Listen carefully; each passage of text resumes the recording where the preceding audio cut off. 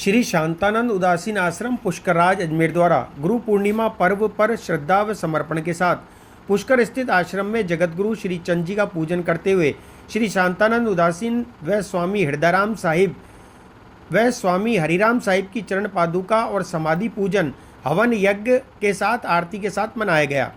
राज्य व देश भर से आए अनुयायियों ने महंत राममुनि और महंत हनुमान राम से आशीर्वाद प्राप्त कर प्रसाद प्राप्त किया व स्वामी जी की बनी जीवन यात्रा स्मारक का भ्रमण किया।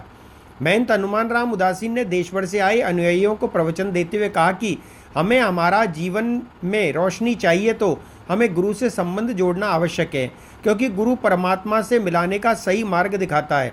इसलिए सेवा व सिमरन दोनों आवश्यक हैं। गुरु का दिया हुआ शब्द हमें सिमरन करते हुए परमात्मा की प्राप्ति कराता है। सांसारिक जीवन के सभी जिम्मेदारियों को निभाते हुए परमात्मा का सिमरन भी आवश्यक है। परमात्मा से सांसारिक चीज मांगने के बजाय भगवान से भगवान को मांगो तो मालिक तुम्हें अपना बना लेगा।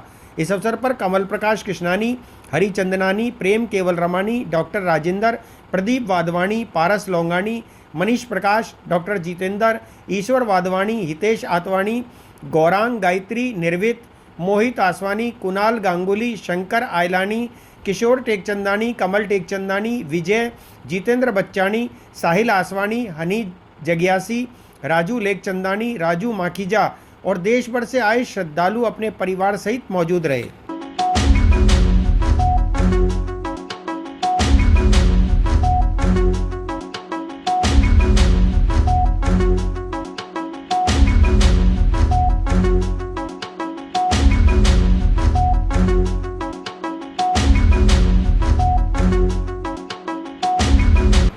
तो सेठ ने हट वो जाओ जाओ माफ करो, तो वो हंसने लगा। तो बोला भाई मैंने तुम्हारा अपमान किया, तू हंस रहा है। बोले सेठ मैं तो अपने कर्मों के कारण मेरे को कटोरा उठाना पड़ा है, लेकिन अब तू ऐसे कर्म कर रहा है कि तेरे को कटोरा ना उठाना पड़े, क्योंकि जिसको मालिक ने दिया है उसको देना चाहिए। और मान लो जिसके पास नहीं भी है ना, तो कुछ नमक ही डाल के भंडारे में दे दो, थोड़ी शक्कर लेके चींटियों को दे दो, गायों को घास दो, पक्षियों को दाना, जितना हो सके। कोई ज़रूरी नहीं है कि अपन बहुत कुछ कर सकते हैं, थोड़ा थोड़ा भी करें और उसके साथ मालिक का सिमरन करते रहें, क्योंकि सिमरन ही इस देह का उद्धार करेगा और कोई नहीं करेगा। और सिमरन भी तभी होगा जब हम समर्पण भाव से परमात्मा की भक्ति करेंगे। और भक्ति ऐसे करनी चाहिए। एक व्यक्ति ने मेरे से पूछा, जयपुर का ही था, बोले महाराज जी आप बोलते हो भक्ति के हम परिवार वाले हैं, कैसे करें? तो मैंने भी एक सवाल पूछा, भाई आध्यात्मिक से जवाब दूं या तुम्हारी भाषा में दूं? बोले महाराज जी हम तो संसारी, हमारी भाषा में दो। ये आपको समझाने के लिए बता रहा हूं। तो मैंने कहा भाई तेरी शादी हो गई है? बोले हाँ महाराज जी बच्चे भी हैं। मैंने कहा ठीक। लड़की देखने गया था? बोले हाँ सब महाराज जी।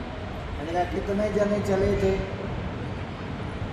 बोले हमारे भाई बहन माता पिता ये वो, इनको भी ले। मैंने कहा यार एक बात बता, जिस समय को लड़की को देख रहा था तेरे माँ बाप याद थे, तेरे भाई बहन याद थे? बोले नहीं महाराज जी। मैंने कहा वैसे ही भक्ति करो जिस समय उस मालिक को ही ध्यान रखो, बाकी दुनिया में आओ तो अपने काम करो। मालिक यही चाहता है कि मेरे बन के रहो। और मेरे भी कैसे? क्योंकि हमारा संबंध किसी से भी शरीर से जुड़ा हुआ है। कोई किसी का बेटा है, कोई किसका पति है, कोई किसका भाई है, बाकी कौन सा है? आत्मा से किसी का रिश्ता नहीं है। वो पहले पुराने में करते थे भाई 7 जन्मों का रिश्ता है, अब एक जन्म नहीं निभ पाता। एक शादी में गया तो एक गाना बज रहा था, यारा तुझ में रब दिखता है, 6 महीने तलाक हो गया। मैंने कहा यार तू तो गा रहा था यारा तुझ में रब दिखता है, कहाँ क्या वो रब। वो संस्कार नहीं रहे, तो आध्यात्मिकता नहीं रही, वो समझ नहीं रही। सिर्फ आज के ज़माने में अहम की टकराहट है। अहम और वहम दोनों बर्बाद कर देते हैं। हाँ, अहम होना चाहिए कि हमारे गुरु हैं, हमारे परमात्मा हैं, ये होना चाहिए। इसलिए परमात्मा को और गुरु को तो तभी पा सकते हो जब आप में समर्पण की भावना हो। और कुछ मत दो, न धन दो, न तन दो, न मन दो।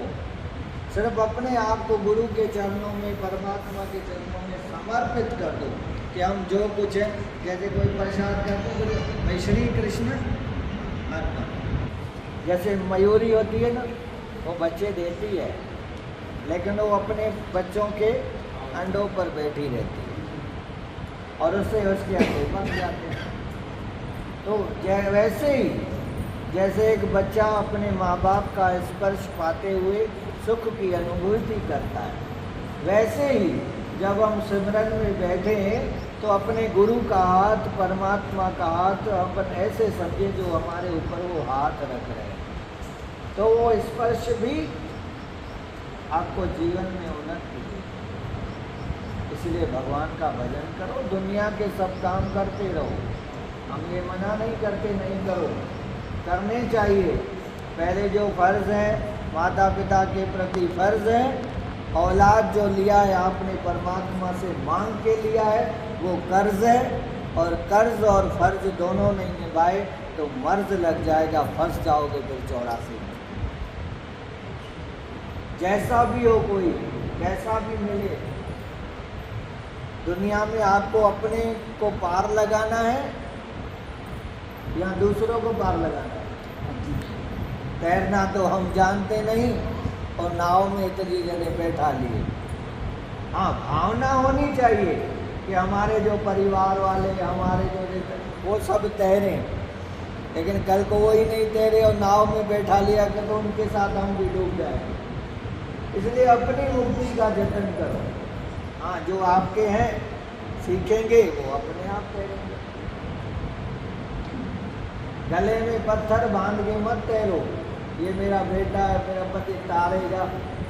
हर कोई अपने आप को तारेगा। भावना रखो, परमात्मा से प्रार्थना जरूर करो कि परमात्मा हमारे बच्चों को भी ऐसे संस्कार, सद्बुद्धि दो, हमारे को भी शांति दो, हमारे को भी सेवा करने का अवसर, ये मांगो मालिक से। लेकिन लास्ट बात जो है वो यही है कि अपन परमात्मा से कई चीज़ मांगते हैं, वो तो इस दुनिया में धरा पर ही रहती है, लेकिन लास्ट जो आध्यात्मिकता की है वो यही है कि मालिक से मालिक को मांगो। कभी कभी पुकारो रो करके मालिक तू नहीं मिला, अपन दुनिया की चीज़ में रोने लगते हैं। भगवान इतनी पूजा की, तुम्हारा इतना किया, तुमने मेरी आशाएं पूरी नहीं की। आशाएं तो महाराजों को भी अधूरी रह जाती है। इसलिए मालिक से मालिक को मांगो। जिसका पिता राजा है, जिसका पिता बादशाह है, तो मांगने की क्या जरूरत है। मालिक तो सबका वो बादशाह है, और जो बच्चा उनके ऊपर डिपेंड रहता है ना, चाहे छोटा बच्चा है, माँ उसकी सब सेवा करती है, तो ऐसे ही हम मालिक के बच्चे बन के रहेंगे तो वो हमारी सब संभाल करेगा।